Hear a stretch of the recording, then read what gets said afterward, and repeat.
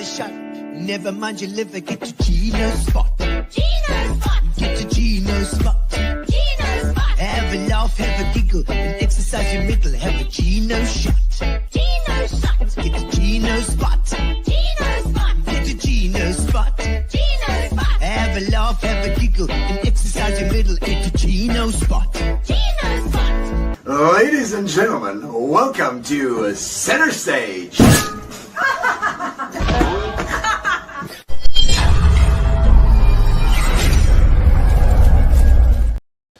And welcome, ladies and gentlemen, to Gino Spot, where every Tuesday we have a different PE person or an Eastern Cape person in the studio every single Tuesday, relentlessly. And today's no exception. We are at 6:30. Make sure that you subscribe to YouTube if you have not subscribed to the YouTube channel. If you're watching on Facebook, you're only getting half the picture here, because YouTube is much better, and it also reminds you when you can see another episode, which will be every single Tuesday, 6:30, like clockwork. And thank you to our sponsors. We got our sponsors are Fitch and Leeds behind me here, and also Amobia, which is our internet service provider, as well as Grace from Fat Cats, who sometimes brings us food, and sometimes if she's busy, then she's otherwise she sometimes brings when we don't even have a show. So Grace, thank you, Grace. We love you, and she's your Fat Cats Catering. We always see her at the gigs, and tonight we have Francarlo on the show, Micilotta. We are fantastic to have you on, Francarlo. We're going to have a little intro for you as well. We've got a little introduction, we do a little introduction because we're going to get straight into it. We're not going to waste your time any longer. Make sure that you tag your friend. Ooh, welcome to the show. Now it's your turn to shine. We're gonna have a like a chat tonight. Another good time. And there we go. There's a lovely little intro. Yes. Welcome to the show, Thank Francarlo. you. Cheers. Known Francarlo for many years. From when I was a student. Still, I was working at Pop Shop. Yes. In Westbourne Rd. Westbourne Rd. Those are good old days. It was. And Yes. and I remember that road so clearly, and because I'm a bit of a nostalgic person. Yes, I love so it. am I, actually. Yes. Maybe it's an Italian thing. I don't know. Maybe it is. I think there's so. nothing wrong with it. Yeah, no. And you know, there's some. I see there's some people online already. Christopher Stevens saying top tier jacket. Thank you very much, Christopher. I like it too. It's my pineapple jacket, this, because I always think it's the Eastern Cape with Bathurst. Okay. Bathurst with the pineapples, you know. But the Westbourne Road at the time was just lovely. It was wonderful. Yeah. Yes, with Niels across the road. Niels, And Blaze. Duet was all Yes. Sean Payton and the guys were at Duet. I remember that, and of course Upton's is still there. I think Upton's still there. Yes. Barry, is it Barry? Yes. Running it. Barry's running it now. I remember he was like flying around in his red BMW at the time with the drop top. Yes. Do you remember that? Couldn't miss him. No, he was. Keith Johns is still there. Keith John's still there as well. They're I fantastic. saw across the road the other day in Westbourne Road. Oh, lovely. But I don't think he's on the same premises as when he was there. They move up and down, the Yes, guys. I said, because Offbeat is also still there, which is the sort of the offshoot of Pop Shop. Ah, yes. With Alan. Yes, If you remember Alan and Sean. Yes, I remember Ellen and Sean. Alan That's a long time ago. It is. It's 20 years. Yeah. It's 20 years ago, which is just crazy to think. And I mean, I think Pop Shop stopped in the early 98 or 99, I think. I was in Westbourne Road for about 18 years. Wow. When did you start in Westbourne Road? I think it was 1984. 84. Around there. Yeah. Before I was in Standard Building at the bottom of Russell Road. Russell Road. Yeah. Okay. So Russell in Main Road. Street or? Main Street. Yeah, Where wow. Govan Becky now. Yeah, of course. I actually started in across Donkin Street. Mm-hmm. There was Absa Bank. Okay, at the in Main Street. It was actually Allied Building Society in those days. Allied Yes. Building Society. And The I was Building there- Society, they used to I call was it. there for about a year or so, a year lease in a Okay. little office on the first floor Okay. in 1970. And then I moved to big premises on the 5th floor of the Standard Bank building. Okay. I took about 4 offices. Yeah. And 5 years later, I moved down to the mezzanine floor, Okay. took the whole floor Yo. because I had about 18 people working with me Gee in whiz. those days. I was crazy. Holy moly. How do you was take on crazy. that? Well, we're going to get to this because this already sounds crazy. And I mean, obviously, Francarlo, the jewelers, you've now got the shop in Walmer Park. Is that right? No. No, it's in Walmer now. It's in Walmer. 13th We'll Avenue. get to that. We'll get 13th to that. Avenue now. We'll get to that. Yeah. You're not up with the times. I read times, but we need to, I think for people that don't know who Francarlo is, he's the founder of Francarlo Jewelers, Yes. which is has been a PE name, and we've been all over town. We'll follow the route. Yes, Skilled jewelers, and of course Italian, which makes my heart very nice. Italiano. You see. Okay, so let's go back because we're really talking about the history here. Oh, let's a quick look at the people saying hello online. Need to up Francarlo's sound. Okay, we can do that. We'll up the sound. Let's just if you lift the it's go here. Let me do a quick one. Yeah, I'm gonna lift your sound up here while I'm here. Let's see there, and we can lift. Give me a 1 2 there, Francarlo. 1 2. 1 2 1 2. There we go, and we'll just lift it over there. How's that? Okay, is that better? Because I don't speak very loudly. No, I'm it's afraid. fine. It's fine. We I'm got the quite microphone there. soft spoken. I'm obviously louder than you. Yeah, so you just are. Move mine down. But that's all right. Haley, I how's see it there going? is Carol Jackson there. Tanya Slabbert is there. That's your daughter. Yes. That's your Yes. fruit of your loins. Yes. as it were. Yes. And then who else is Carol Gary. Jacobs? Yes, Carol Jacobs is in East London. She's in East London. You never had an East London branch, did you? No. It was Dennis No. Collins up there. Danny Collins, yes. Do you know them well? Very well. Yes. Yeah, good friends of mine. Oh, good, Yeah, good, the good. whole family. I like to hear that. Yeah. Okay. Okay. You can take it down a little bit. Then yeah. Flip it down. It comes down to match the other one. There we go. That'll be all right. Okay. There we go. Oh dear. Well, thank you for having me. Yes. And thank you for the spectators who are Yes. You're having a going look to there. be patient for the next little Oh, while. wow. And thank you for having me on the show. I've been talking to you a while about it. Yes, you have. I Yeah, did. but I didn't know how serious you were because, being the way you are, Yes. Of course. you don't know how serious you are half of the time. I know. No, I had to get you on because Yes. I've been doing these interviews with people across town and also from East London, from Queenstown, from Yes, from Eastern the Cape. area, Eastern Cape. And Yeah. I've tried to keep the show with the Eastern Cape, Yeah. and they are marvelous people here in this Yes. town, Yeah. and everybody's got their niche that they do, the speciality. But everybody knows, not only as a comedian, you're a very good drummer, Yes, of course. singer. Yes. I mean, you sing very nicely, and you're part of our culture, really. Yeah. You're part of PE. PE wouldn't be the same without Gino Fabio. I hope not, but I think it's like a case of like everybody knows the comedian, and therefore I can connect people. Yes, yes, I find it yes. easier to connect people. Yeah, And- you make people feel quite at home. I hope so. And it's, I mean, and in the same way, when you're running a business, you have to get your name out there. You Yes, have to get your yes. your brand out. Because Yeah. the more people that know about it, the more people will have it in their heads and say, when they think about jewelry, or when they think about the wedding ring, or they think about something, they'll think, oh well, Francarlo. Yes. Well, the best way of advertising actually by word of mouth that we know, especially if you are in a profession where you need to be trusted, Yeah. like a doctor or dentist, we're not in the same industry, but Yeah. you don't change your doctor or your jeweler just because, so Yeah, that's also you have to build up a trust over time, and the only way you can build your trust is to show your trust and to earn it, yeah.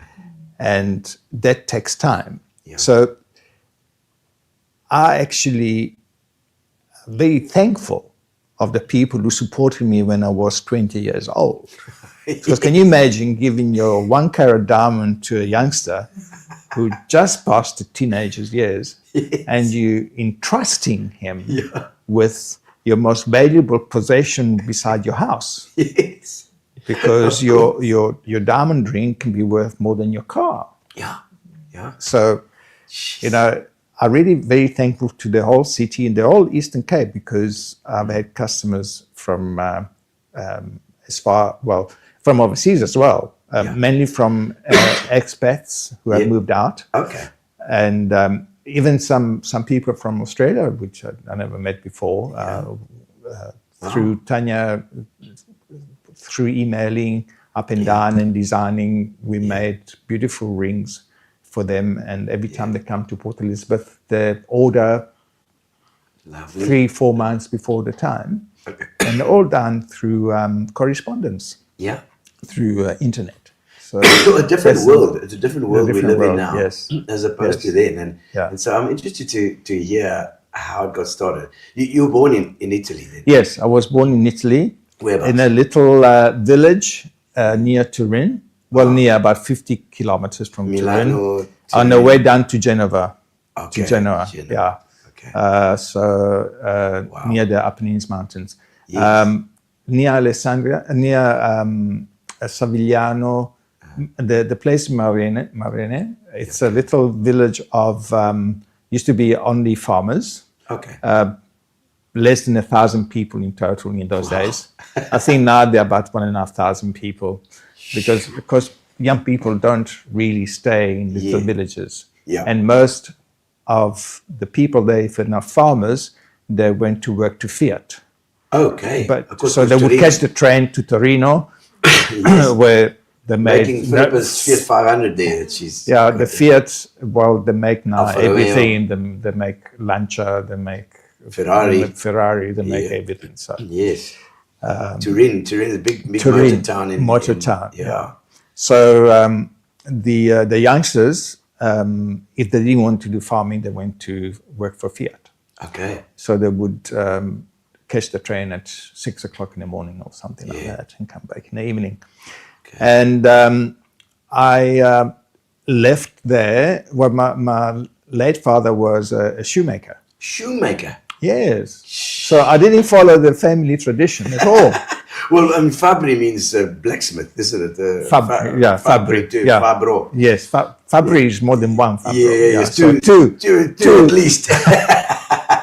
Fabri is blacksmiths. two blacksmiths. Yeah. And so my late father had a little business where I was born, and used to make handmade shoes for the farmers, because farmers, they didn't have helpers. Yeah. The farmers, the owners, would work in the fields with their wives and their children, Okay. and maybe one helper when it was time for harvesting or something like that. Okay. But otherwise, so the feet were really in bad condition. Yeah. So my father used to make lasts in wood to match the foot, and he would make shoes with the bunions, for the bunions and the deformed feet from scratch. So he'd have to make almost special shoes. Yes, he made for special health shoes. as well. Yes, mainly. Wow. Yes. He also made lady shoes, but and of course he did a lot of resoling and rehealing. Yeah, but it's skilled. It's Very also a skilled. skilled So thing, yeah. he actually made. I should have brought it. He made a stiletto shoe the size of a matchbox. Actually, can fit inside a matchbox. And he made the last out of a broomstick.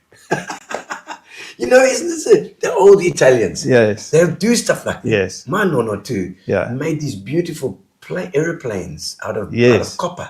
Yes, You know? really. I've still got Yes. copper, the metal, not the Yes. Yes. not the peach, Yes. as he used to say. Yes. Peach. But no, so such beautiful. It's almost like an art. But And that's an the Italian- craftsmanship, and nobody taught him how Yeah. to make a shoe that small. Yeah. So he obviously had a very artistic vein in him. Yeah. And he was very ambitious. After the war, he was a sailor, and he survived the war. I was born just after the war. Okay. My sister was born in 1945, my late sister. And Yeah, 45 was the last. It ended in 45. yeah, 44, 45. Yeah. So he left Sicily because he was Sicilian. Okay. Wow. He left Sicily. Like the and, Angeleris. yeah, like the Gilleries. And I was born in near Turin, like I said. Yes. And we were only there for, I was only there for 7 years. Okay. And we moved to Valenza Okay. because it was big opportunity for him. Yeah. Valenza was known for two reasons: for his for the jewelry industry Yes. and for the shoe industry. So there were big exporters of shoes in Valenza. It is no longer so, unfortunately. Okay. And Valenza went into, Valenza is known as the gold city of the north of Italy. Florence is the capital of Yes. of gold in the central of Italy, but So in the golden north of leather, Italy, I seem to remember. yeah. But Valenza is known for its craftsmanship all over the world. In fact, more than 90% of jewelry made for Tiffany and Bulgaria actually has over 1,000 people working there for them. Wow. And so Tiffany, Cartier, they have a lot of people who work for Cartier. So the highly skilled town. So I was very fortunate that when I finished my schooling, I took jewelry as my career Wow. because I could. These companies are, I mean, I've you know, in my mind, I've never thought of it as jewelry companies like Cartier would do jewelry, but I was thinking of it as fashion or like almost like a school of design, I suppose. Well, yes, there is a Benvenuto Cellini school in Valenza. Yeah. And I did that while I was Cellini. working. Cellini, yeah. Cellini, okay. So I, after I finished my high school, I went to do an apprenticeship and a technical school. It's a combined formula where you do so many hours at school and most of the time on the bench. So I was on the bench at the age of 15. You're just working. Yeah, working at the age of 15. And I came here at the age of 20, so I was fully qualified. Wow. I have the papers to prove it. Yeah. And I'm very grateful of the way I was given the opportunity Yeah.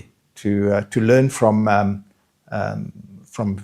big company. It was a very well-known company, it still is, Moroglione, that was founded by three brothers. And I was invited by a friend of mine to join. And Aldo Bernardotti is his name. Okay. We were school friends from Good name. Standard 2. Aldo Benedotti. Aldo Bernardotti, yeah. Bernardotti. And so he said to me, why don't you come and talk to my boss? Because they're looking for apprentices. Okay. And so I went. I started somewhere else for a year. And that was the best thing I ever did because I was coached by a master jeweler Yes. who was in semi-retirement. And I did mainly Victorian type of jewelry took on commission. Yes. So for big companies in Italy. And because I was an apprentice, I wasn't really pushed for time. So I could take my time to do the finer work where Not as much pressure, maybe. not so much pressure. Yeah. So that was wonderful. Wow. And of course, when you start your own business, then the pressure's on. Well, was Aldo then your mentor, basically? No. He was working there already as a diamond setter, also apprenticed. We went to school together. Oh, I see. Okay, so of course. Yeah. Oh, sorry, he's I the mean, same age. we were same age. Who was the Yeah. Who was the guy that you studied or studied under there? Gallini was his name, but the company is Moroglione, which is they're still going. They actually comes So to he was South ready Africa. to We buy retire. from a He was ready to retire. Yes. Okay. And he taught me everything I know. Wow, that's so lucky, actually. Very lucky, very somebody- blessed. And he was Very always blessed. obviously a nice person. Was a very nice person. I was sitting right next to him, Yeah. so I pinched with my eyes, so to speak, Of course. and I learned a lot from him, and he guided me immensely. Oh, that's great. So I think it's so nice to have somebody like that can lead you into this thing. And yes, I mean, so 15, 16, that's young to get young, started. as well. yeah. Very young. With the schooling, and Yeah. but most of the time was in the studio. And you're getting There were your- about 12 people in total. There wasn't a big workshop. Because you think about, they always talk about the 10,000 hours that you need to put in to get started, to get your skill up to, Well, you know. probably you're right. Yeah, I wouldn't count the hours. Allowed to make mistakes. Yeah, we only worked for special orders, which was something that it helped me later in life. Yes. It wasn't a mass production because Valencia, the little town, in those days had 25,000 people during the night and about 45 to 50,000 people during the day. Because from the surroundings, no, Coming to buy in. no. The surrounding villages would come to work in Valencia. So they I didn't see. stay in Valencia. Okay. They lived nearby. So they Sure. would drive or come by train every morning and go back every I night. think it works the same now. Yeah. In the, There were 2,500 little family workshops in those days.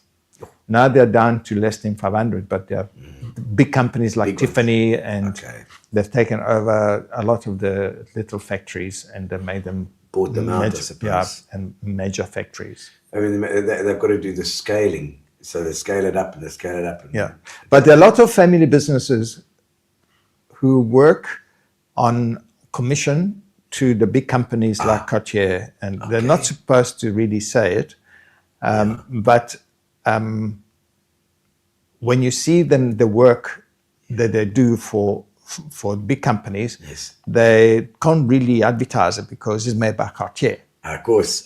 It's always Cartier, but it would be the family. But they subcontract, It's so- like in everything. So else. people in the know- they probably have their own factories. Yeah. But some of the work, like anybody, I just said that name. Maybe I shouldn't say it.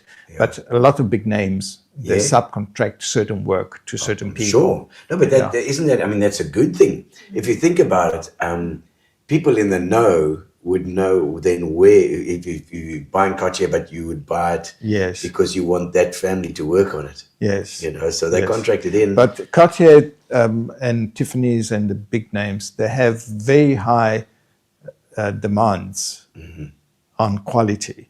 So it's very nice to know that Valencia can produce that. Yes. But there's a lot of pressure also because if the diamonds are not set properly, they get set back. The quality control is really 200% right. 100% is not enough. Right. Okay. So, Gee whiz. Valencia is the place to be if you want to work in fine jewelry. Yes. I mean, I know we're going to have a look at the comments now as well, but I remember from school, being taught that our gold in South Africa always goes overseas to Italy to get worked, and then comes back at like 3 times the price, or 20 times the price. Well, it's there's a lot in it. You know, Yeah. there are expensive machineries, artisans. But you get to know it because now that you say that, because gold is an investment, just like diamonds, and it's who makes it, and it's almost like art. It's like you'll buy a Jackson Pollock. It's, you know, it looks like you just thrown things splattered thing, but it's a Jackson Pollock, and therefore it is worth so and so. You know. Well, you're right with what you say, but I think to today's way of seeing gold jewelry is much different from those days. Yeah. You know, people have the desire of jewelry, but don't always have the money to match what they desire. Yes, of So course. they have the want, Yes. but the finance behind it is not quite, doesn't quite match. Yeah, you're right. You're right. Let's have a quick look at some of these comments here, Phil. And it says, still wearing the ring we purchased from you many moons ago. This is Elmarie Sampson. He's, Hello. Hello, Elmarie. Garth Sampson is our weather guru. He's the weatherman. Okay. And he says, hello. Evening. He says, hello. There he is there as well. They're both watching. And he says, so she's still got the same one. And I think he's still in Ring Street. No, he's moved from Ring Street now. We're still in Ring Street. They were still in yeah. Ring Street. Became a prized possession of mine after passing his mom's one. Fantastic. Hello. Haley Marie says, respected entrepreneur in Port Elizabeth. Absolutely, Haley. Thank you. Yes. Thank you. Tiano's Dalman's Xenios. Yes. Icon of the world of jewelry. You're right. That's why I got him on. Thank you. Very kind. You're very kind. Thank you.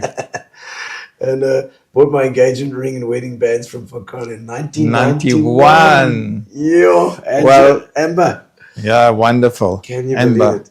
I know. Yes. Sean Pauls. Man Francarlo. John Bosworth. and Les Stephen Watson. Okay. Worked at the bridge in the early 90s. I managed. You managed Rhythms. Of course you did. Rhythm City. And I'm sure you know Dave Bandana as well. Tell me where Dave Bandana is. I didn't realize that Stephen passed on. Oh, really? Oh, shame. Okay. Lynn DeVitt says, great jewelers. Thank you, Lynn. Thank you, Lynn. And then I see that tagging people here, Melissa from Mark. A PE legend, Donay says. So that shows how old I am. Exactly. I studied there too, also after hours. Tanya Slabbert. Yes. Of course you did. Oh, no. Munin. A wonderful boss. A wonderful boss. Hello, Munin. Is it Munin? Yes, Munin. Oh, I remember Munin. Absolutely, I do. Yes. I've got 34 years. Yes, like I was telling you, a lot of people work for me for over 30 years. Wow. It's incredible. Over 30 years. That says a lot about you. Well, yeah. It really does. If they can put up with me for that long, I couldn't have been that bad. I'm having some more wine as well. We stock Morello Nesuni in our shop. Excellent. The proper from Italia. Yeah. From Valencia. From Valencia. Very, very good. Tanya is still the same. Yes, absolutely. Best jewelry ever, Viv Jacobs. Thank you. Thank you, Viv. Viv used to play tennis with us as well. This was Viv and Arthur. Yes, Viv Arthur. Yeah. Yes. Artie. Yes. Brian Wilkinson. Very nice lady. And Brian used to be down at the boardwalk. Interesting chat tonight about Francarlo's background. I know. See, nobody knows this stuff. That's why I get you on. You check. You too. I see Gary's got some questions here. Your daughter, the most unusual jewelry piece that you did, or the most meaningful, or the most challenging. I mean, anything interesting that you worked on? Well, interesting and challenging. It's can be quite different. I was commissioned to do something as silly as it seems. Yeah. a cigarette box. A cigarette box. A 20 cigarette box for 20 cigarettes. No, like the one Yes, say you brands. open it up. You open it up in 9-carat gold. Now, when I came here, Solly Palmer, the late Solly Palmer, got me a job with Joseph Ritter, a wonderful Solly Palmer. I don't know that. Solly Palmer. Yeah, I said Solly Kramers. I know that. No, Palmer. Palmer, yeah. Palmer. Okay. Yeah, the grandchildren are here, live in Port Elizabeth, I think. Alan was the nephew. Okay. So my late father worked for them. Okay. And that's how he got his Solly first job. Solly and they had 2 brothers. Yeah. One was in Johannesburg and one here. I don't remember their names. Okay. And so they got the whole family. Our family came down because of Solly Palmer. He managed to get a work permit for my father. Wow. And So your father came out as well? My father came down in 67. Okay. In 1967. And so Solly Palmer was a customer of Joseph Ritter. Okay. And he got me a job there. At Ritter's? At Ritter's. Oh, my word. And he was the most wonderful boss, wonderful man. He passed away last year, sadly, in the States at the age of 93 or 92, 93. Yeah. Wow. And I made a box in 9-carat gold, a full size for 20 cigarettes. And it was in 9-carat gold, which for me was very strange because in Italy we only worked in 18-carat gold.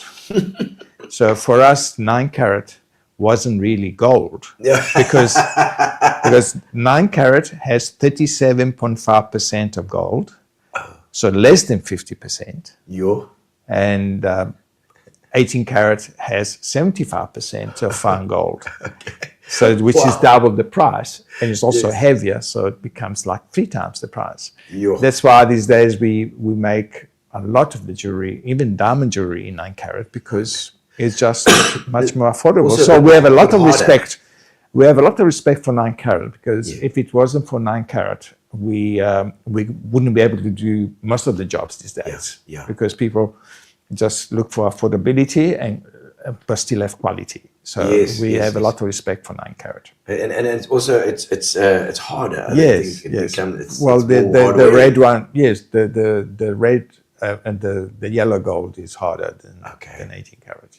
Okay, yes. Because I remember for this one, I think I can't remember, it was 18, the first one, but the second is 9. Is 9 now, must be 9, because it's harder and more hard wearing. Yes. But how does that whole carat system work? I mean, well, it's actually not that difficult. Pure gold is, you will see on gold bars, pictures of gold bars. I actually never had one. A gold bar has, I always imagine 1 kilograms gold bar costs not 1 arm and 2 legs, 10 arms and 10 legs. It's 99.99999 because there's always that little 0.1 that might not be pure. Dust. And so let's call it 1,000, 100%. 100%, And 18-carat is 18. So pure gold is also 24-carat. Okay, 24, 24. Okay. So 18 is 18 24ths. So you divide 75%. Okay. So it's 3/4 of 24 is 18. Open my mind to this now. I realize what it's all about. 18-carat is half of that, is double than 9-carat. Yes, and 9 is half of 18. But in America, they make 8 carats a lot. 8. Okay. In Germany, they make 10 carats.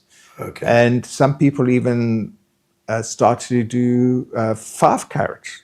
Oh, okay. To make heavy jewelry, bangles about an inch wide in 5 carat. For the gangsters. Well, for the ladies who want to show off but don't have the money to spend on the real thing. Oh, that's funny. That's very good. But now, how did you? So you got to South Africa when you were 20. 20. So yeah. you had about 5 years that you were working on in Italy. Yes. Okay. As an apprentice, yeah. And you and came, schooling, yeah. Yeah. So your dad did his shoes and his things here. What did was your dad doing here? Yeah. Well, he worked for Medical Shoes, and they actually made a different department for his shoes, and they used to call his shoes Salvatore shoes. So Salvatore shoes, they were moccasins that he taught the South Africans workers to make because they couldn't make them in those days. Okay. So they were specializing in moccasins. Yes. And my father taught each and every one in the factory. And the section of the factory, it was a department especially for those shoes. Where was the factory? In North End. North End. Where there is the horse on the wall. Yes, corner house. Yes. Was it corner house? Corner house? Behind there. Oh, no way. Yes. That is so good because there was a power station down there. I don't know if the guys will remember online. No, that's further down. Isn't Yeah, it? further up. I think Further up, where the bowling club was. Yeah.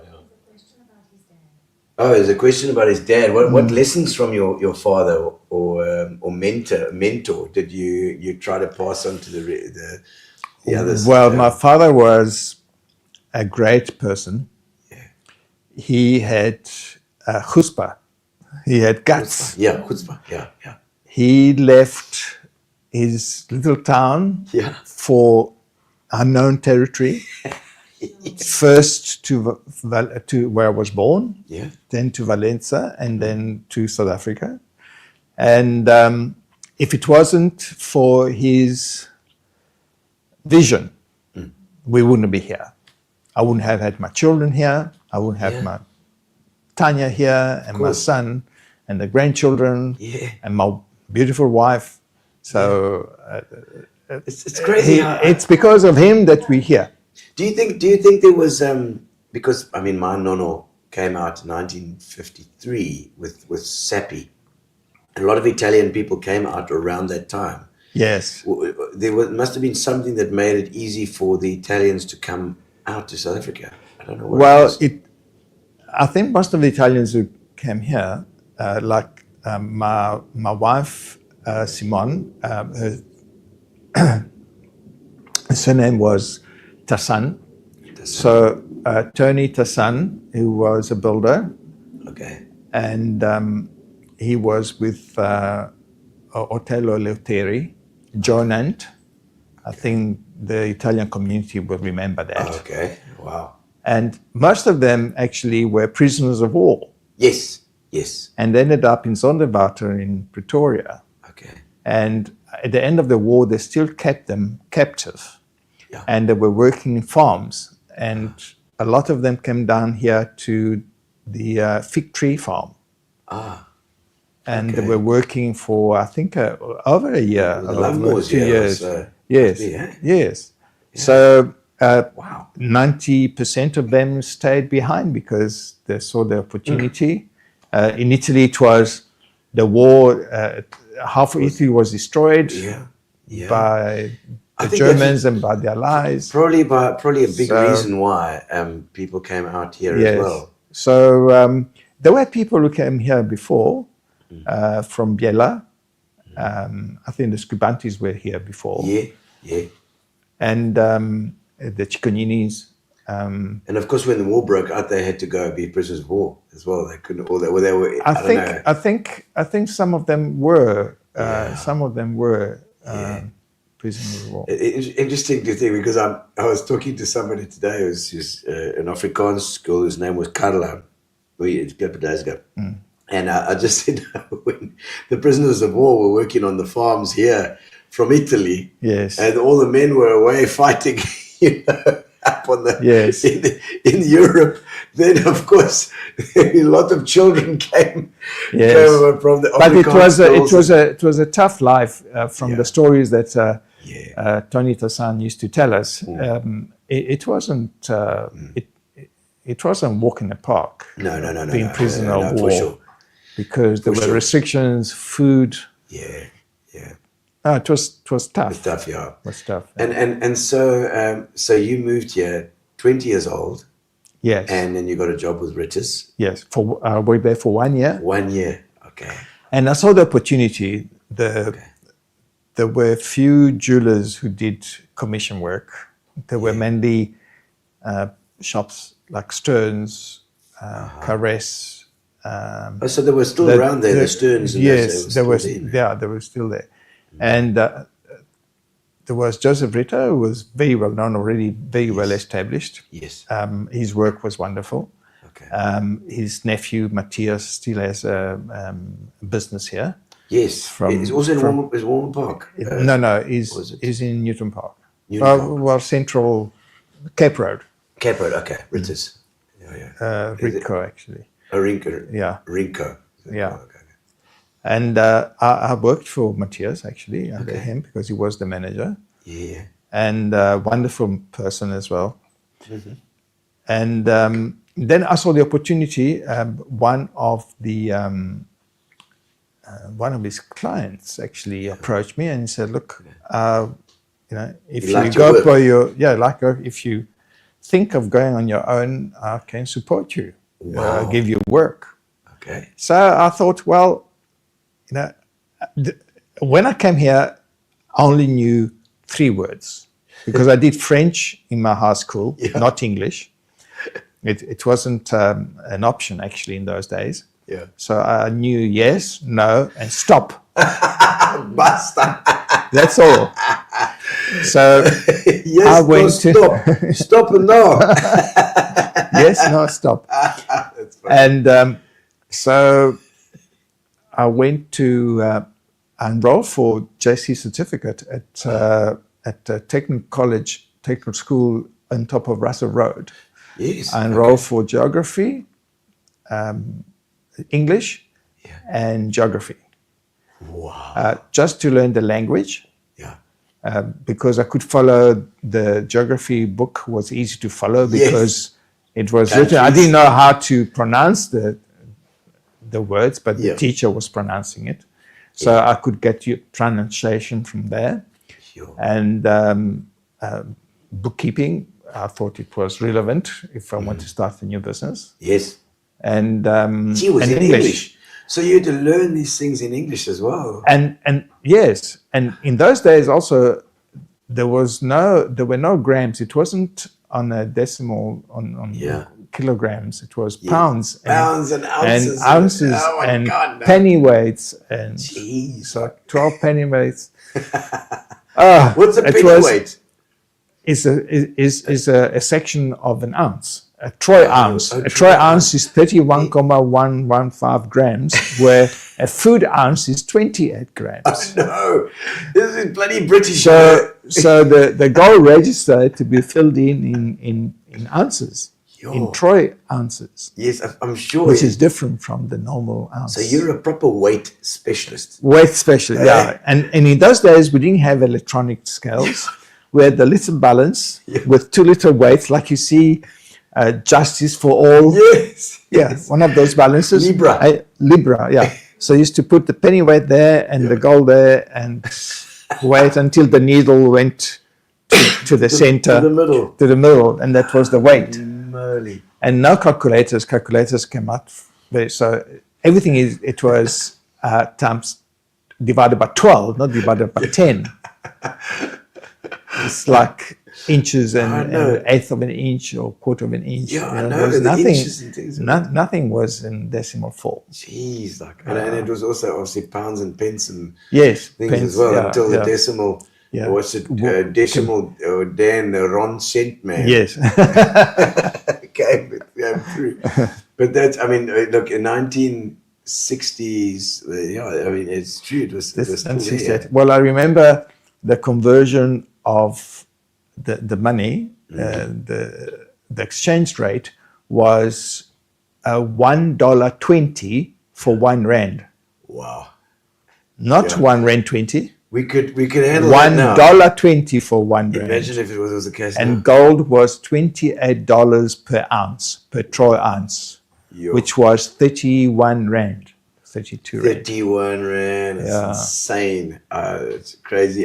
So I wish I had a couple of those these Couple days. of those. He could have had an ingot. He could have. So, looking back over 50 years, what are you most proud of your career in your life?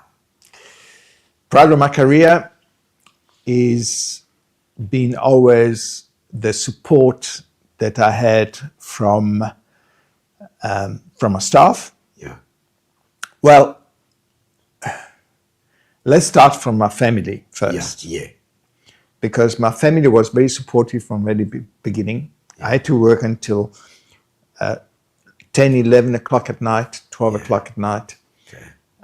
Go home, get up early. My parents supported me financially Okay. in the beginning. Beginning. I did get a 2,000 rand overdraft. In those days was That's a lot of money then, bank again. manager was paid 200 rand a month, Yo. so that was 10 months of a bank manager's pay. So it was a lot of money. That's a lot of. How did you manage And- to get that right? Well, Good question.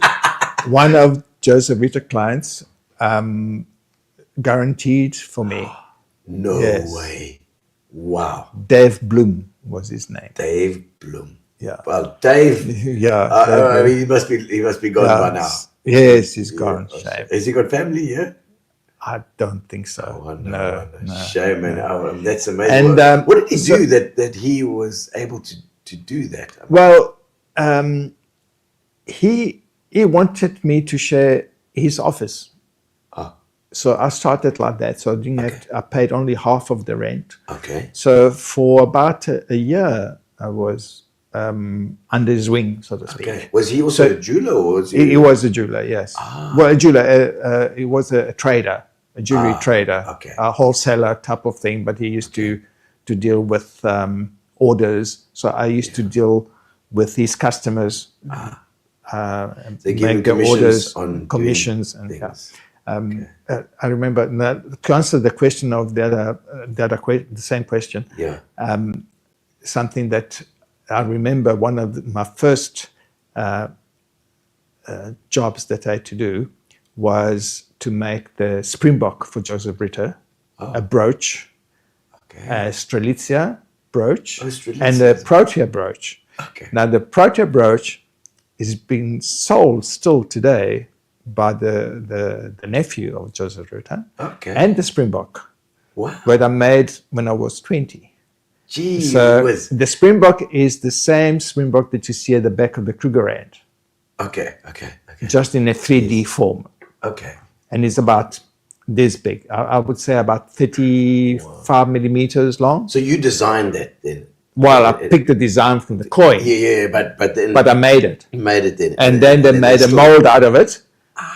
And they repeat the mold still to these days. They put a little diamond or little ruby Still on the eye. Your mold. Still, and one of my best moments when I went to Cape Town many years later, maybe only 15 years ago, and I saw in Charles Gregg window my Springbok, Wow.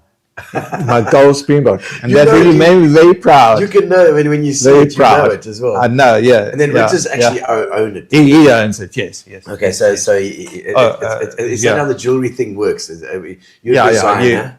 yeah. No, he gave me the commission to do it, and I did the Protea as well. And my last sister, she was with me when I started Salvina. She was with me for 3 years until she got married, and she used to sit next to me even when I was doing overtime until 11 o'clock. She used to fall asleep next to me just to keep me company. Sure. And she was actually a very qualified enameler, glass enamel practitioner. Wow. So she used to do the coloring of the Protea in glass, Wow. and birds, butterflies. Okay. Very, you're talking very about, like, unique glass, work. Glass making? No. It was all powder form and then put into a kiln Kiln, to okay. melt and then smooth it out, redo it again several times. It's a process So you have that to takes, color it basically. to color different color, to blend different colors. Yes. And all in powder form. So not something you paint on it. Yes. It was real glass. Okay. So in powder form with different Almost like- pigmentations. And so it's a different color when you put it in on it. Yeah, Is it it rather is. than- But also there were different layers of it, and they were transparent or semi-transparent, so you could actually see the gold behind it. So you had to take in consideration the undertones of the metal, and the end article would be something that it shows after 3 layers of different colors. Color combinations and matching, and Of course, because you look, it's like mixing colors. You're looking through it. yes. So she was the only one in South Africa that I know. I think there is somebody else in Cape Town who still does it, but I don't know if she still does it. And unfortunately, didn't take off in South Africa. So it's gold with a glass. with a glass over it, Wow. enamel, glass enamel. Yeah, So that's a proper skill. and she was my strength in those days because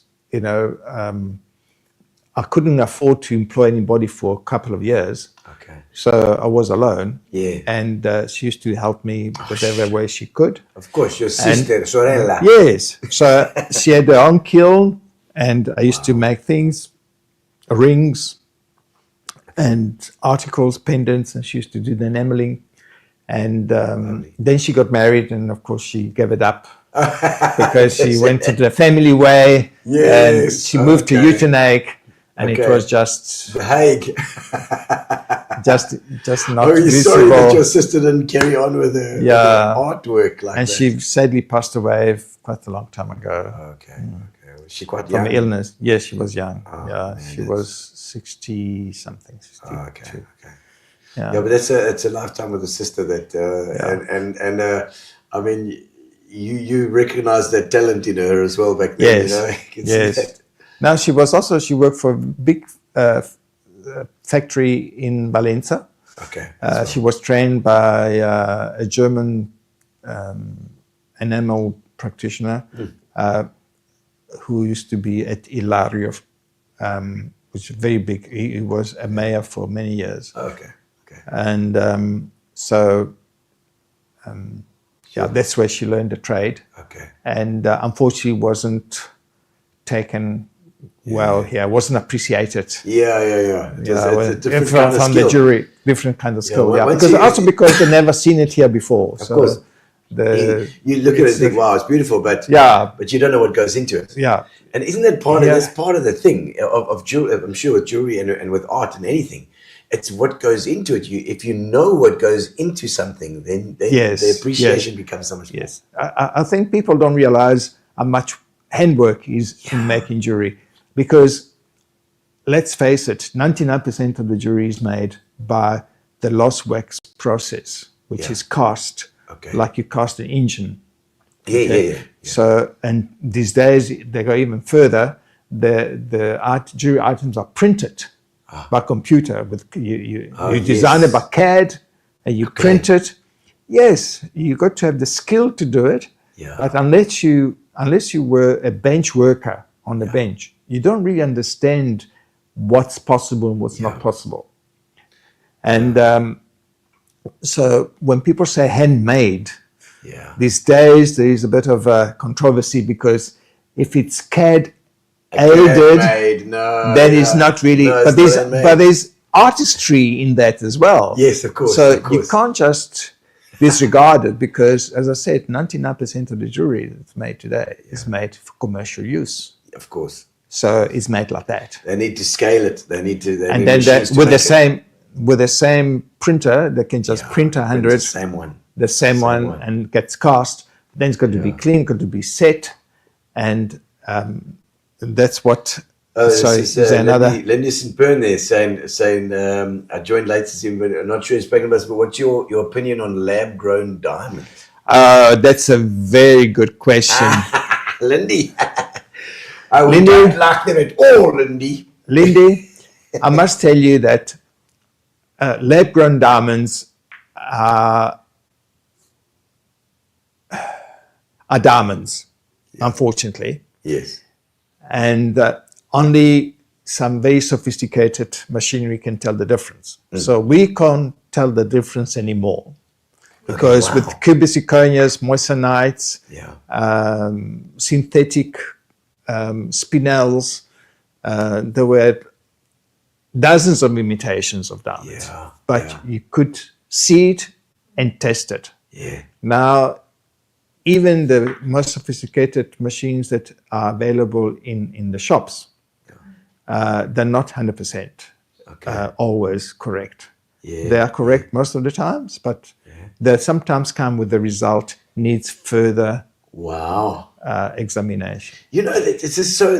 We've been talking about AI Yes. and artificial intelligence, and you know, as a musician, you write a song. Yes. You sit and write Yes. it yourself, and Yes. But then AI can create it in 20 seconds. Yes. A song. Yes. Isn't Yes. it the same thing? If you Yes. know that is Yes. a real diamond from the earth. The issue is that those diamonds are valueless, practically. There are some companies in England who will give you, if you buy a 1 carat diamond, they give you 1 carat diamond lab grown for free. So the value, a lot of wholesalers who embarked into investing in selling synthetic diamonds, Yes. they've got big problems because with an inventory of $100 million, now worth $10 million. It's a big problem for the industry. Yeah, and yeah.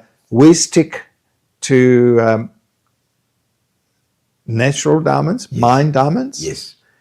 And on request, we will get certified diamonds, lab grown, with a number inscripted on the edge of the diamond. So it can be identified Yes. Where and it's from. disclosed. It's up to the customer Yes. to disclose it if he wants to go to have it insured. And if it's, especially if the diamond is set in a full bezel or a tube, then it cannot be easily identified. Because it's covering the It's covering the inscription. inscription. Oh Yeah. my word. So it is complicated. It's something that we don't welcome at the moment. The future will tell the story, how it's going to end. Yeah. But it's done a lot of harm to the jewelry industry, to the diamond dealers, especially. Yeah. The natural diamond dealers. And they had to embark on this because they had no choice. And unfortunately, they lost a lot of money because it keeps on decreasing in value. Of course. Of course. So, as a youngster, you buy an engagement ring. How do you tell the difference between the cheap jewelry sold at a high price and it's just Gary's asking a question here, and a good value for money? How do you know? How do you make that kind of decision? It's true. Well, the answer is very simple. What? You go to a good jeweler. And Exactly. there are plenty in town. Yeah. There are plenty in town. There are some very good people in town who will not sell you one thing for another. But also, if you try to go to the back street or know of a cousin, a friend of a cousin of a cousin, or a friend of a friend, then you put yourself in jeopardy because it's only your own fault. So if you go, the competition is very tough. Yeah. So nobody's making big money out of big diamonds. So you will get good value, doesn't matter where you go.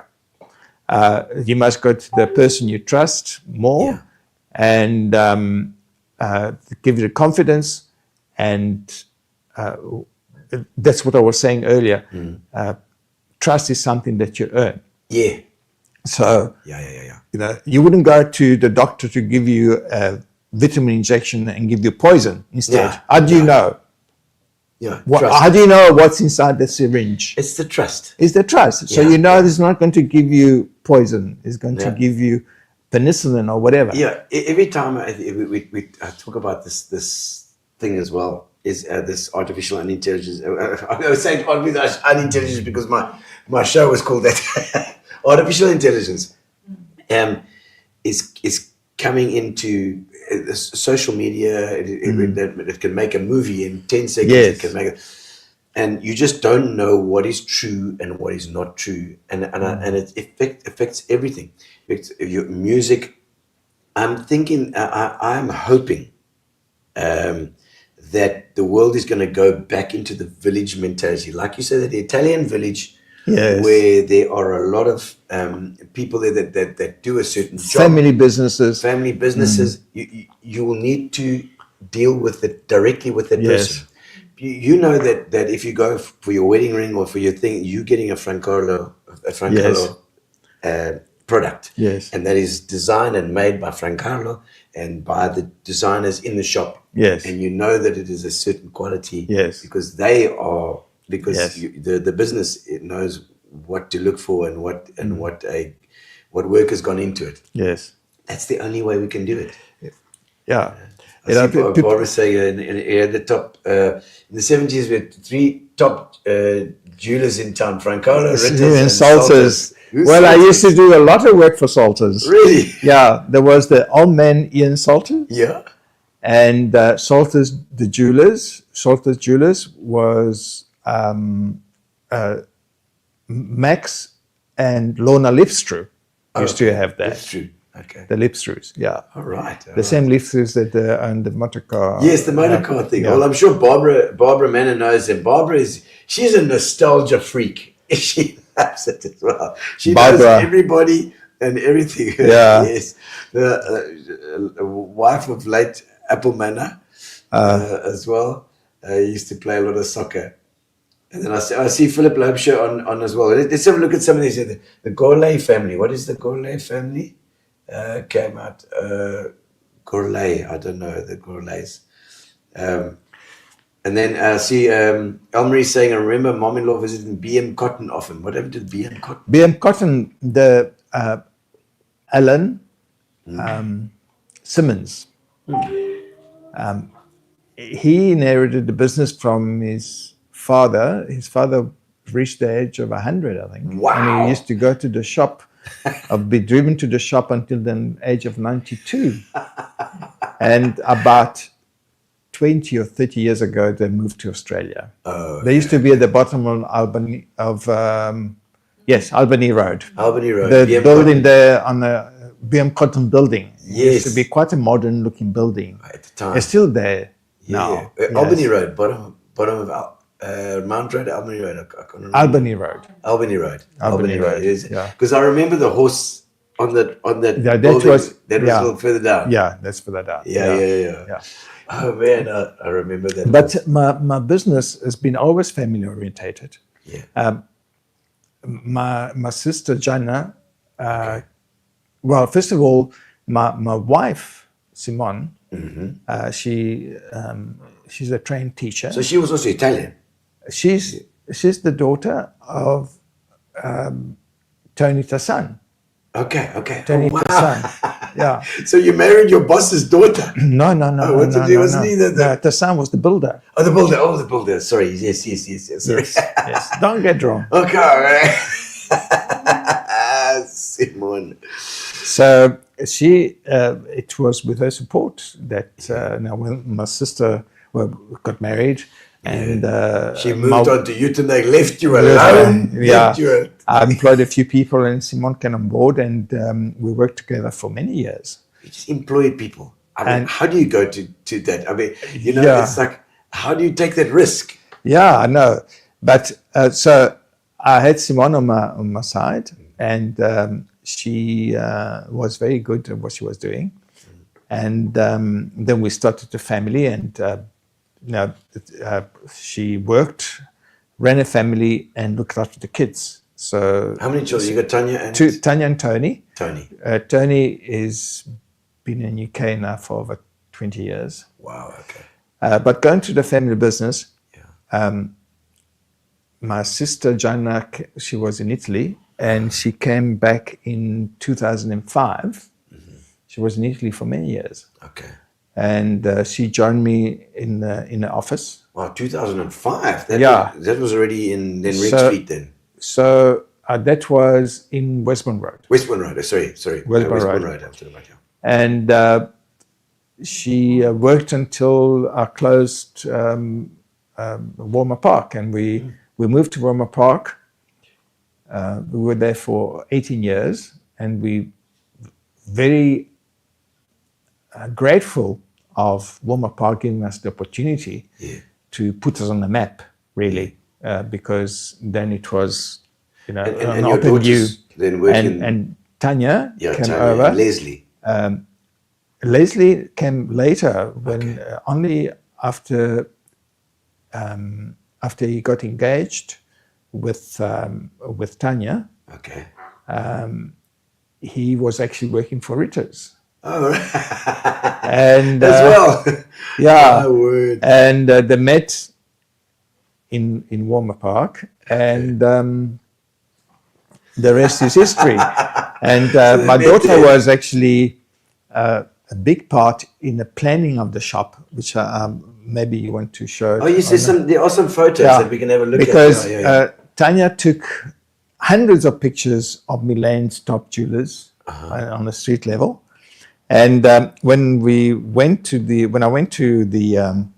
that's the shop. That's the shop there. When I went to the architect with the photographs, they were spellbound because they never had requests like this. Okay. And so you we designed worked that well together. Yeah, Tanya had a lot of input, and I said to Tanya, "Look, I'm not going to venture into something so big if you're not coming down. You must tell me whether you're coming down or not." Yeah. So I put a bit of pressure on her because she had a very, very nice career in Valencia. Okay. She was working in Valencia for wholesale jewelry firm, and they used to do a lot of traveling to the States, to the Arab states, to Switzerland.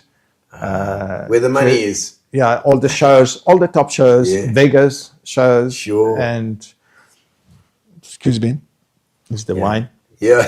And, Cheers to that. So if it wasn't for Tanya, I would never have moved to Walmer Park.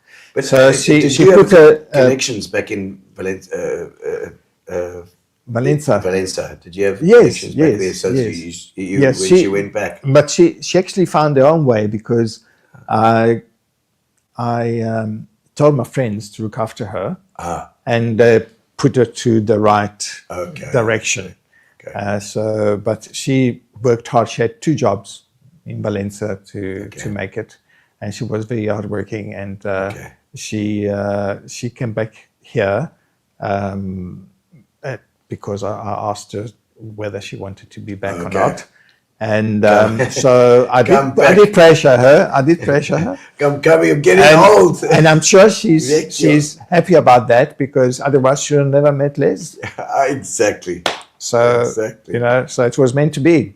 And she put Francarlo, the business, onto a different level, because with social media, and she handled all those things that I didn't want to handle. Yes. So we never had really confrontation in the business. We worked very well together, because I was looking after the manufacturing side, and she was looking after the other side.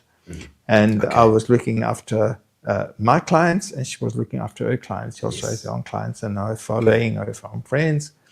And I was supported back by my sister, Jana, and my wife, obviously, although she wasn't in the business anymore, because she ran, she was managing the business. I had a branch at the bridge for quite a few years. Okay. And my wife took over the management of that when John Bosworth left. Okay. And so she was instrumental. Two branches, yeah. But it didn't work out that well, because without my presence, people expected me to be in 2 places at the same time. Yeah. So although it was run very efficiently, it didn't work out. The expenses were double, but not the income. Of course, yes, like because also the rental is high. The rental is high. Very high. So, and and that's the reason why I moved out. Well, I actually closed Walmer Park because it was time to renew the lease. And looking forward with the escalation of the lease, we found it that, I found it that I was turning 75 and didn't want to take a long-term lease. Yeah, of course. At that age. But also in the shopping centre, the shopping centres have changed. No, we're very happy with Walmer Park. Walmer Park is probably the best. We're very happy, and we, as I said, we're grateful that we were given the opportunity to be there. But Tanya and Lesie have a different vision, more modern, going back to the roots. We're on a street level, yes, with a small boutique shop. Main Road Walmer. Main Road on the corner of 13th Avenue and Main Road. It's my hunting ground there. Is your hunting ground? Yeah. I grew up there. So they're doing well, and they are happy. They didn't want the 7 days a week, 364 days a year business because they have different values. You know, their values and the family values. Which you know, in those days when I opened up the business, we had in Walmer Park, we had the option not to work on Sundays and public holidays. Okay. And then with the event of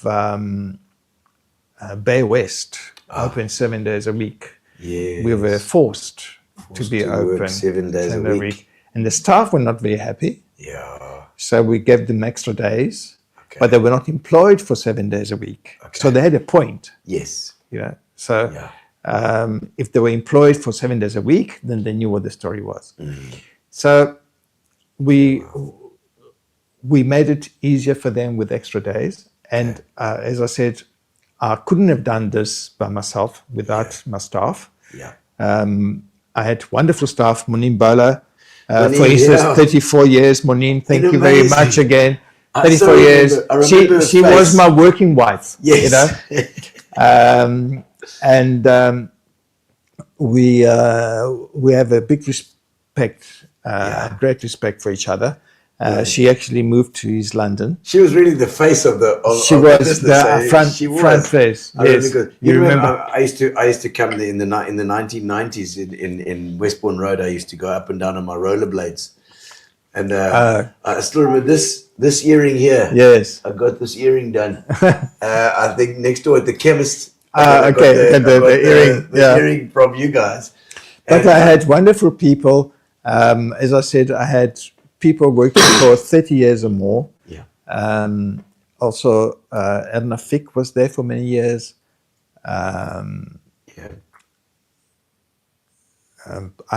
We still have Nadia working for us, for Tanya. Yeah. Because Tanya and her husband, they took the name of the business and the business, but it's their business. It's not my business anymore. Yeah.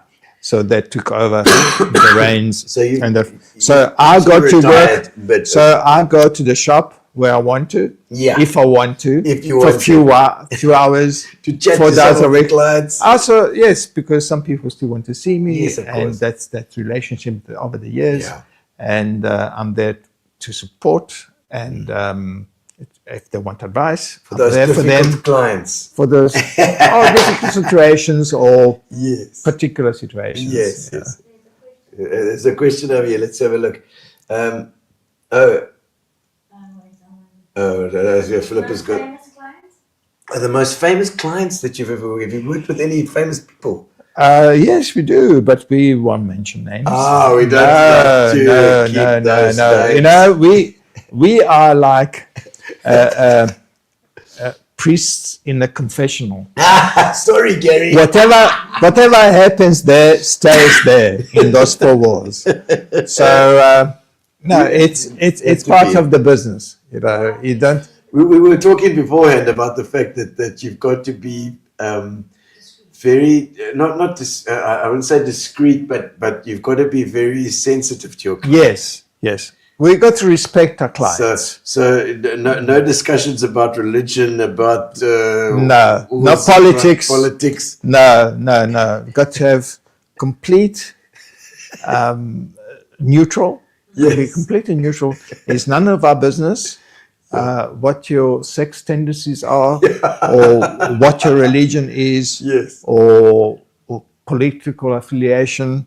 Yeah. We don't deal It's with all that. good. We deal with jury, Yes. and that's all. It's also a higher, what do you call it? Higher LSM clients, a higher wealth client. Yes, That you're working yes, with a lot of the time. yes. And they want their privacy. Yeah. I mean, it's up to them to show off to say, "Oh, I got this from Francarlo," but that doesn't come from us. But it would help you if the people knew. No, yes. No, we welcome that, but we're not the ones to publicize it. So you got to hope that they will. In fact, when we make something very special, Yes. and we take a photograph, we ask permission if we can put it on the internet, on yes, of Facebook, course. because it's their property. It's not ours. We designed it If they do a commission. according to their wishes and what they want. So it's their design, although we do the design, but it's theirs, So because they pay. you cost it in. Well, They got to pay it's for theirs. Yeah, they got to pay for the article. Yes, So yes. it's theirs. Yes. So we ask permission Okay. if we can. And do you still 100%. make the molds and thing if you get commissioned to do this sort of thing? Not anymore. Not that sort of thing. No. I think my eyes have gone a bit down, and the hand is not as steady. Of course. So I do get involved when necessary, Okay. but not. And do the designers as much. there? Have you got designers there as Well, Lesie, Tanya, and the staff, they're very good. Well, Lesie is excellent. Oh, is she good? Yeah. Oh, because she's been studying. No, Italy as well. Les. Oh, Les. Not Tanya. Oh, okay. Tanya is also a designer. She did designing at the same school that I went to in Yes, Valencia. that's what I thought. Yeah. Yeah. So she's very good. Good as well. And Les, he's permanently in the shop where Tanya comes and goes. Okay. And so Les does most of the designing, and he's very good with his drawings. Okay. Very good. And people are very happy with him. Yeah. And he's a very Amicable. Okay. sort of guy. So it says here, how do you see the future of Francarlo International evolving in the next generation? Well, The I next find generation at the I helm. find it very positive because, with the technology of these days and the internet and social media, it can only go forward. And they're very good at what they're doing. Well, I say we, but the next generation has taken a different approach, which I think it's wonderful because, it's not always the same to do like it used to be done. It doesn't have to be done that way. Because it was done for 50 years, and must do it again the same way. Yeah. So the new modern approach that they have can only make them go forward. And I feel very confident because Les and Tanya are very confident, very capable people. And they will take the name forward for, I don't know, for a very long, I'm sure. for their lifetime for sure. It relies so much on the relationships. Yes, and they're very good at that. Yeah. They're both Les and Tanya, they're very good in relationships. Yeah. Well, and so are you. Well, years. I always enjoyed the fact that I could have a relationship with somebody sitting across the counter, across the desk. And the challenge was really to understand what the customer wants and to interpret what they want. Yeah. Because people, especially now, they look at Pinterest and this and that and the other, and they come with these fancy ideas, and they inherited a diamond from the granny, and or a pearl or a stone, gemstone, and they've got all these ideas. Yeah. And it's so you get it's easier now. In fact, sometimes I curse Pinterest because they give these crazy ideas. But Yes. it's easier for us to understand what goes through the customer's mind. Yes. Yes. And then we put it on paper there and then. yeah. So this is an advantage from a CAD designer. A CAD design can take an hour and a half to do it. We're here, we sketch it in front of you quickly. Yeah. And then if you, really just a rough sketch. Yeah. And then we do the proper drawing later, course, yeah. depending on what your tendencies are. If you like a Yes. 3-stone ring or 2-stone ring or single stone ring Yeah. or multi-stones with diamonds on the sides Yeah. or whatever. There are so many variations. Yes. So we get a feel of what the customer wants, and we put in a perspective on paper Yeah. of what it can look like. And then when they make the final choice, then we do a proper drawing and possibly even all 3 dimensions, a Yeah. top view, sub view, and profile. Yeah. So the customer sees exactly what they're going to get. 3D rendering. Yeah. Well, but on Yeah. paper. Yeah, It's of not course, on yeah. computer. Yes. The 3D rendering on computer is wonderful. Oh yeah. It makes it look 200% perfect. Yeah. Of course. But yeah. the result is not Yeah. always that. Yeah. Sure. And that is sure. one of the downfalls of, you see your ring this size on the screen. Yeah. And it's all Yeah. sparkly and all that, and Wow, then yeah. when you get it, it's the like little a ring little like that, and so you can't see the diamonds. Yeah. So No, I remember. I mean, I did my ring with you guys, and I wanted the 3 different golds. Yes, yes. Actually, it's 2 and a platinum in the middle. Yes. And I wanted in the future my kids, Yes. to weave over it. And so it was like and you guys did such a marvelous job. with this thank ring. you. I still fiddle with it every single show. I can see. It's a good advert. I advertise all the time. It's this little ring, and it's got 3 different golds in it. Oh, that's the You can camera, I see. there we go. There. And it's got a little like a rope that goes in between. I can't remember the girl's name that actually did it. It might have been Haley. I don't know. I think it was there, but I remember your wife's little gold beetle standing in in Westbourne Rd. Yes, I used to drive that Oh, a lovely little for car. many years. Yes, I used to rev it up. I thought I was in Monza or some place like that. Of course. I was a lot younger then. So My brother Marco always says, if you're riding and you call the turns chicanes, you're driving too fast. Michela says, Chiesa says, bravissimo Francarlo, kisses baci. Michela, Baci cheers. from Italy. Ciao. Ciao. Where is the camera? Is it that one? Oh, it's whichever one you look at. Well, At the is it moment, this it's one? That one there, yes. That one. Talita Bash says, hello Carlo, my favorite Ciao. jewelry supplier and designer. Talitha. Talitha. Hello, Talitha. Nice for you to come into the show. A wonderful family success story, a proud GQ business that offers personal and professional service from an exquisite design offering. Thank you, Talitha. You should be the marketing manager. Talitha. Yes. Well, she's a wonderful person. Thank you, Talitha. lovely, Thank you yeah. for the recognition. And I see Janine Zeal saying best jewelers in GQ. Oh, wonderful. It's Thank a lovely you. photo there, Janine. Thank you, as well. Janine. Thank you. She says, ciao. Oh, ciao. Patsy. Yes. Hello, Patsy. Patsy. I didn't know you were following this. No, we've got lots of people online. She's my neighbor across the road. Oh, lovely. Are you also here in Walmer somewhere? No, we're in Summerstrand. Oh, Summerstrand. Oh, Summerstrand. No, they we look are- down on us. No, not at all. Not at all.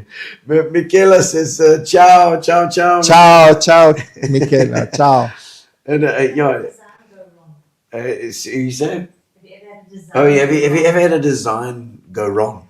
Go Do wrong. you think something that goes wrong? You know, those are the Well- big stories. Well, in 53 years. Yeah. 53 years. Yeah. In 55 years, Yeah. you're bound to have something going Yeah, of wrong. course you are. Of course. But, Those are the best stories. yeah. But luckily, I don't remember it because the brain only remembers the good things. But when something goes wrong, is usually that's why I had my hand on it until the last day. Yeah. Okay. So I inspect, even if I didn't do it myself all the way, because I used to do a lot of the setting until I actually closed. Yeah. And I check the work every stage that it goes through. Okay. So if something is not right, then we restart again. Okay. Wow. So we don't finish the whole thing and say, sorry, it was a flop. You know? Yeah. And we had actually somebody from Australia who didn't actually see the ring, but see a photograph. And of course, he saw a picture on Pinterest, but big, with the sharp, razor sharp definition. Yes. And of course, our little camera, can't give the definition. Yeah, of course. So it was challenging, but when his mother came to collect it, and we sent it to him to Australia, and he was so happy with it. Oh, great. Okay. So it never went wrong. Yeah. It's normally things that are out of your control that go wrong, though. I know as a musician, yes, it's either the weather, or there's no lights, or there's no bad sound, or there's something goes wrong. Well, we had, for instance, we rely on the customers to tell us the truth. Yeah. Now we had a situation many years ago where a customer gave us a diamond ring to repair, but didn't tell us that the green diamond wasn't a natural green. Oh, okay. And that was a problem. So when we put heat in it, there was a slight color change. So I was devastated. So I approached the customer and I said, have you got a certification that this diamond is naturally green? Yeah. So she says, no, it wasn't a naturally green.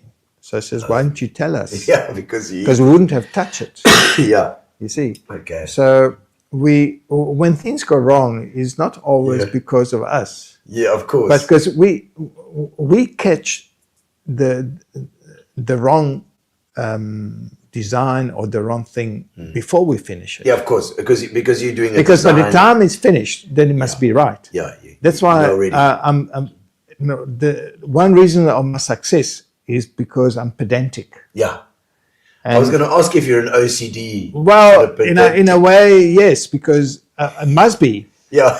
and unfortunately, that reflects on my oil painting, and I go to classes. Do you go to oil painting? Yes, for the past 11 years, once a week. Fantastic. And because I'm so pedantic about things like that, and first of all, it takes me ages to finish a painting. And but I've got a wonderful teacher. Who's your teacher? No, I can't say. No, you can say. She was advertised for. No. I don't think she would like me to say her name. It's a five of us in the class, and she gives personal attention. No, she's very understanding and very straight. If it's not right, she'll tell you. Okay. Straight. There's a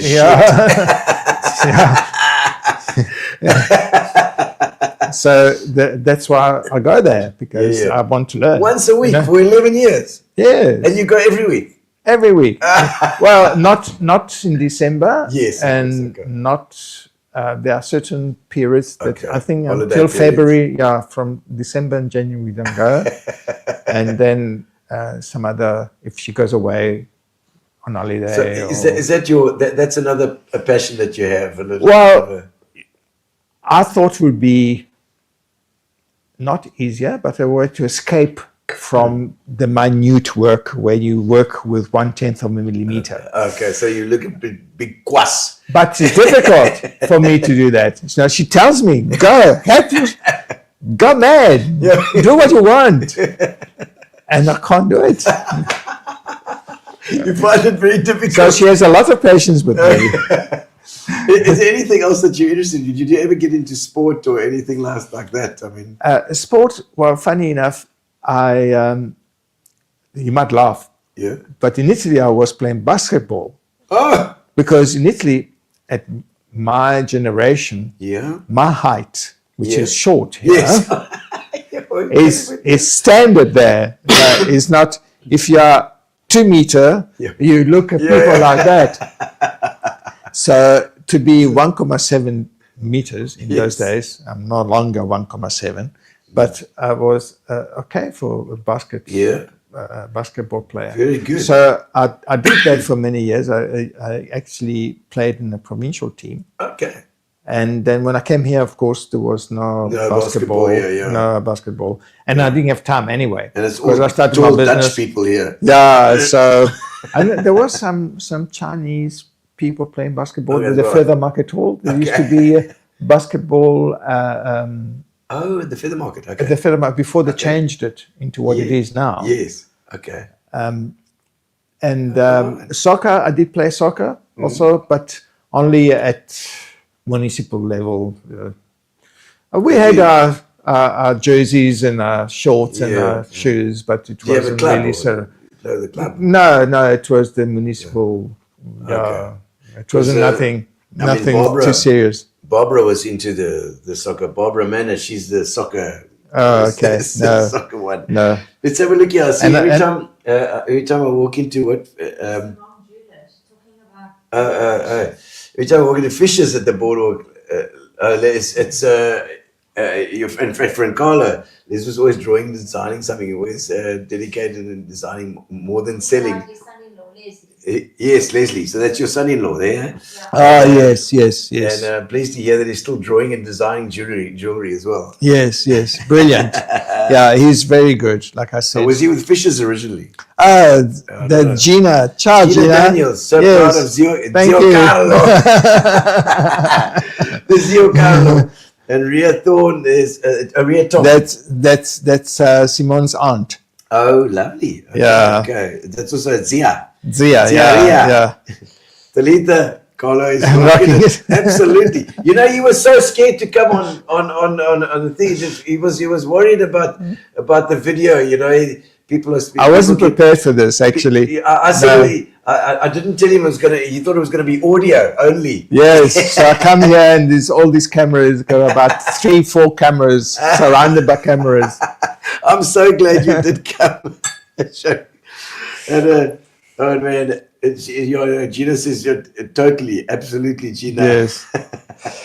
And so, where were we? Yeah. Like, I mean, I just think like with your daughter taking over the business now, Lesie there as well. Everything's going forward, and it's time for you to relax and enjoy some hobbies and things as well. Yes, some other yes. stuff that you're doing. Yes. So a bit of painting, I love that. You know? Yes. No, I enjoy it. And I always wanted to do something away from jewelry.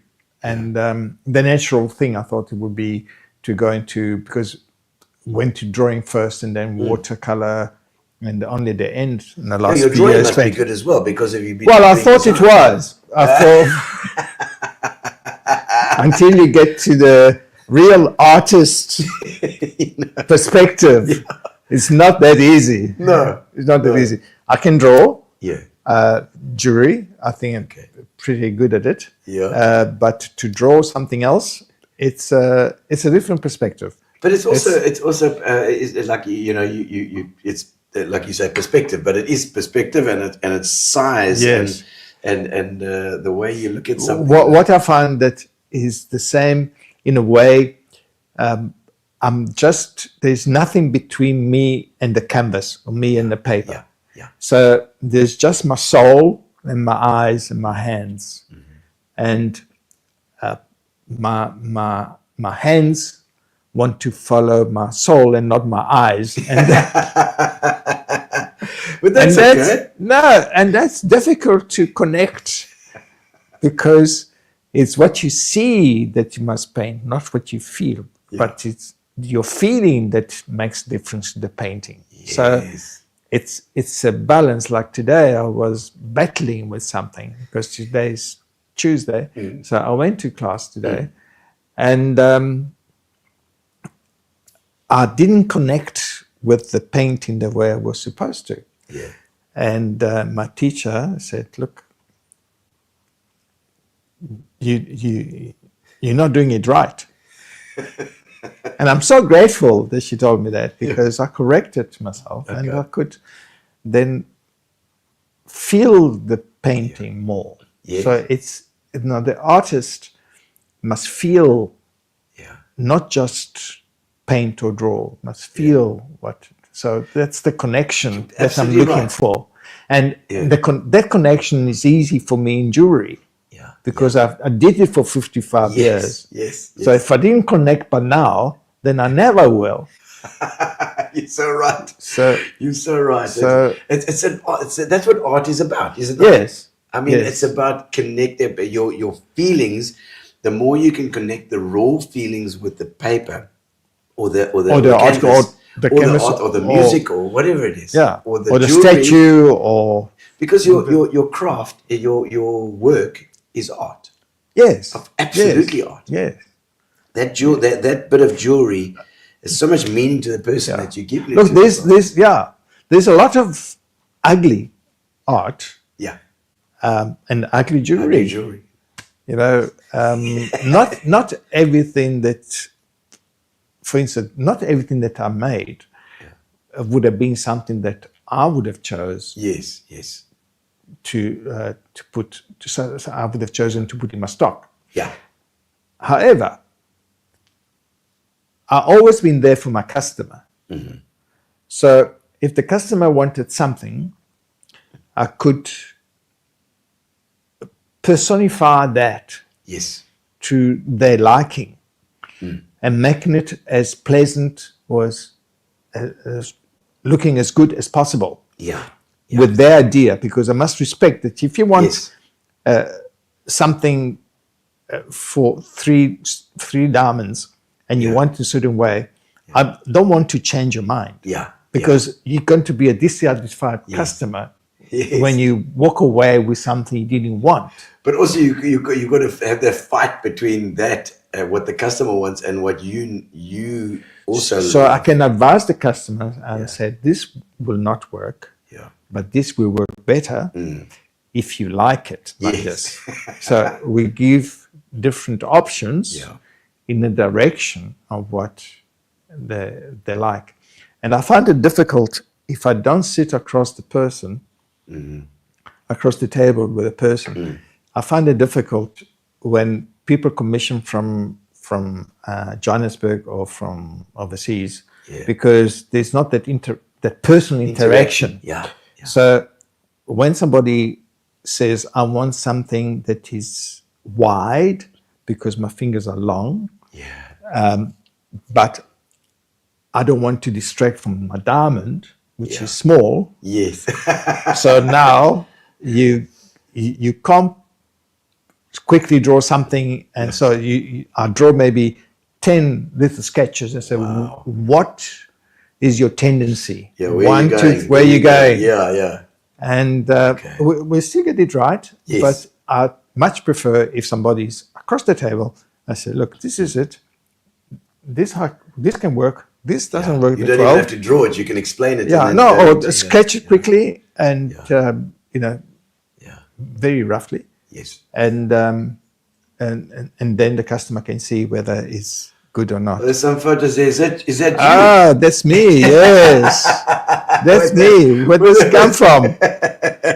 That must be Tanya. What are you Gino. making there? Tanya sent that in, I'm sure. I'm cutting a piece of gold. Oh, lovely. Look at that. Are those your special goggles that you wear? The goggles, Very fashionable, you know. Look at that. Who's that there? That's you. Mr. PE. Oh, Mr. PE. That was the Mr. the burger, Mr. PE, wasn't it? I seem to remember.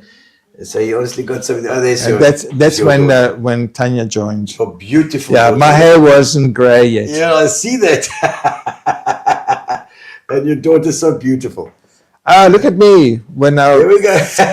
When I came to this country, I didn't have a beard, and I grew a beard. So that was you there. Yeah, on the left. on the left. Yeah, goodness. that's my dad, my sister Salvina, in my the front. mother in the middle, and Jana, who worked with me until I closed. And very nice there. Look at the plant in the back as well, and the ferns. Yes. Was that at the shop as well? And that's about 7 years ago. That's my son, the tall one. Ah, there we go. Simon is in the middle. Yeah. In England now. Okay. And that's his son. Yeah. Okay. Leo. Yes, little one. And Mila is right in front and top Tanya? with Simon sitting. Okay. Yes. Okay. And that's Luca on my right, and Les, and little Daniela, Tanya, little Daniela at the bottom there on the left. Did you show your grandchildren? So the little grandchildren as well. You nono. Nono, yes. You For are them, the- I'm Nono. You are the nono now. I'm the Nono. You know, I cannot wait until I'm a nono. Yeah. cannot Well, when Tanya got married, Yeah. I said to her, "Listen, I'm getting old, and there's Hurry no up, pressure. No pressure. I give you 2 years, and I want to be a Nono." Tanya, do you remember that? No pressure. No pressure. You just you got 2 years, my girl. Proper. Oh, that's And she delivered. I know, good. Well done. Well done. We're going Well to done. put out the baby factory going. Let's see if there are any other photos over here. Luca came Anything around. else? Oh, no, nothing. No. But I mean, the shop, an integral part of Port Elizabeth, of Gqeberha, and all the way from Main Street through to Westbourne Road, where I remember it. Amazing memories of that time. I was on my rollerblades going up and down. Yes. Got my yes. wedding ring there as Yes. well. I'm sure there's so many people that have got the same story. Yes. And this precious thing that you've got on you, maybe just one item, 2 items that you have, that you guys have made, and it's a work of art. Yes, yes. Well, it's meant to be. We take a lot of pride in what we're doing, and we not deliver unless it's up to our standards. Yeah. That's Now, a promise. I know that there was a story we spoke about before we went on air about Bocce, the Italian Yes, club. yes. The Italian club, a very nice Italian club. Everybody used to go there. The Italians Yes. used to go, and Bocce was a big thing. And you made It's a trophy. bowls. I actually made Bowls. a trophy in the late 70s. Yeah. Giorgio Casali was the Italian consul in Port Elizabeth. He was involved with the wool board, and he wanted to sponsor a trophy for the bocce, the bowling. Bocce, yes, yes. the bowling club, Yeah. the Italian bowling club. So Mr. Fomento, the old man Fomento, Yes, he yes. made the cabinet with a little stand inside, Lovely. and I made the little man about that size with throwing a ball, and I donated the 18 karat gold ball, about 30 millimeters Jeez, ball in 18 That's a karat big gold, yellow gold bloody that I made 18 when karat. I was the little man was in silver. Yeah. It was a very stylized outline. It's a pity I don't have a picture of it. Yeah. I was given short notice. And another thing that I made that I'm very proud of, Giorgio Casali again commissioned me to make replicas of the mohair trophy. It was about this high, Wow. and I had to make 3 of That's them. like almost a meter. The wooden part was that size. Okay, good. Mr. Fomento again did it for me. And then the trophy was about that high. Wow. So in total was that high. Incredible. The gold trophy was about this small. And of course they couldn't give it to the farmer. So they commissioned 3 of those made in silver. So I made the replicas in silver, and I made the the mohair goats in silver Beautiful.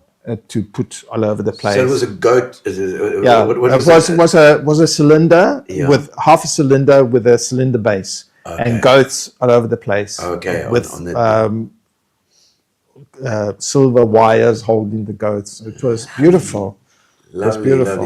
lovely. And then the butcher one got stolen, I believe. The little gold ball was stolen somewhere, I think in Durban. I'm not sure exactly my where. word. They remade it, but it's You know, not in plastic, gold. Yeah, something. something. No. Francarlo, been absolute Thank pleasure. you so much. I to just have you looked at the online. time. I can't believe. I know. I can't believe the We've time. nearly been 2 hours here. Well, you made it so easy, like you said. And I want to thank all the listeners, all the viewers, Yes, all the viewers. for putting up with me. Well, you know, for this all is- this time. This is here, a little stick in the ground for your And as for I the said, no-no. as I said, I couldn't do it without my staff and without my supporters. So my supporters, thank you very much Fantastic. for being with me for so long. It's been 55 years of absolute pleasure. 55 years. Unbelievable. Let's have a quick look at some of the comments that came in there towards the end here. I see sent it in. Tanya sent a picture. You can have a look on my on the. We've had them all. Oh, we had those. Okay. And thank you. Tanya says thank you, Gino. And I sent in some of the pictures. Yes, we got them. And and you delivered as well. She says yes, absolutely. Yes, you did. You did, Leslie Tanya. Berg says Tanya, your dad is a natural. I think so too. I think he's been fantastic online. You know, we have real people here in B. We haven't got fake people here in B. Yeah, We've got thank proper. you. Thank you very much. Brian Wilkinson, very Thank you. interesting. Thank you very much, Brian. You're a legend as well. And thank you for everyone Yeah, for thank joining you us. for joining us. It's of Mohes. She's sending another one. She's sending another one here. I hope it's coming to me. I don't know. It might be coming to Gary. From Gary. I don't know. If Tanya's But got I my think number there. we must close She off. can send it out. I've got but we'll put them in. We'll put it in the comments. Thank you, Elmarie. Fantastic. Thank you. Thank you to our sponsors, to Fitch and Leeds, and to Amobia, of course, and to Fat Cats, and thank you to you. And I want to thank my family because they've been putting up with my nonsense for all this time. And my wife especially, who I love very much. Simone, And Simone, and I don't know if she's watching. I'm sure she. This to you, love. She'll be able to see it because it stays on. It stays on, Stays now on, forever yes. and ever. Oh, okay. Forever and Ever. what do they say? Forever and ever, be the one. That's it, Julio. Not Julio. It was Demis Roussos. Oh, Demis Roussos. Oh, he wasn't Italian. He's not he's Italian. Greek. No, he's Greek. Yeah. No, he's Greek, but the big kaftan. Oh, yes, Ah, you know. yes, yes. Yeah, No, I'm very fond of Bocelli. Andrea Bocelli. Oh, you like it? Yeah, Is that the I music you Bocelli. like? as well? Yes, I like that music. Bit of Yeah. opera. What- But he's got a bit of everything. He does Yeah. pop as well. He does. He does. Do you? What's your favorite band? Your favorite music? Bocelli is definitely Is the one is now. up there. In my younger days was Albano, Gianni Morandi, Celentano, Mina, I said proper Italian music. yeah, Peppino Di Capri, Domenico Modugno. You. Those were Gee the whiz, that's some serious stuff. some stuff. Yeah. Well, thank you so much for Thank joining you. us online as well. We can, you know what, we can give away a thing. If Philip has got it, we can give away some featured leads. I don't know if she can do it. She can't do it tonight. But thank you so much for joining you. us. Thank you very much. And thank you, Francarlo, for coming on. And we'll see you next week. Next week, our next. You say? Oh, there's some more.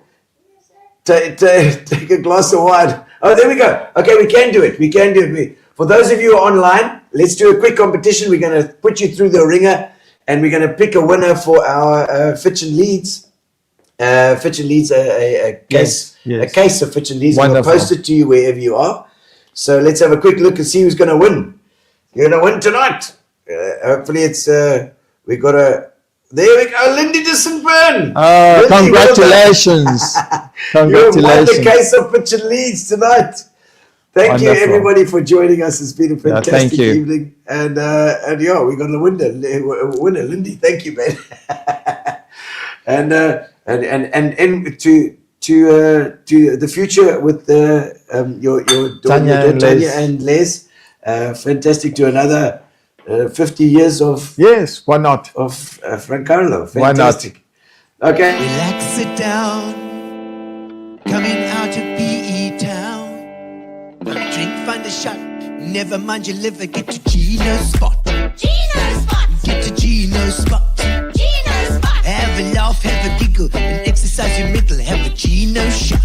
Gino shot. Get to Gino's spot. Gino spot. Get to Gino's spot. Gino spot. Have a laugh, have a giggle, and exercise your middle. Get to Gino's spot. Gino